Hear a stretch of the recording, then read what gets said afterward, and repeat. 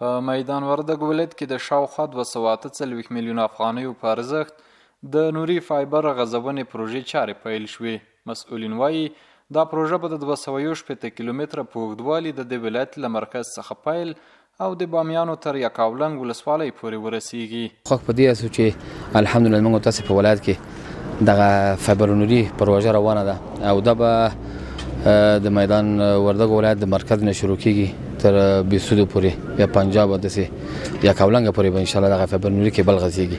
موږ همیشه دا کوشش کړی دی چې هغه لیر پرتې سیمې چې محروم دي او خصوصا د پخوانی حکومت چې جنگونه وبشي کې نامني و دغه د وجه دا لیر پرتې سیمې پاتې و. نو موږ دا ځل دا کوشش وکړي چې هغه سیمو ته ولاړ سو، اول ته انټرنیټ ورسو او عام خلکو ته د انټرنیټ د ښه سهولت ورکو. بل لور مسؤلین دا پروژه د یاد ولایت لپاره زیاته ګټوره بولي چې پکې به له زرو زیاتو کسانو ته د کاري زمینې د برابرېدو ترڅنګ د مرکز په ګډون یو شمېر ولسوالیو ته انټرنیټ هم ورسیږي.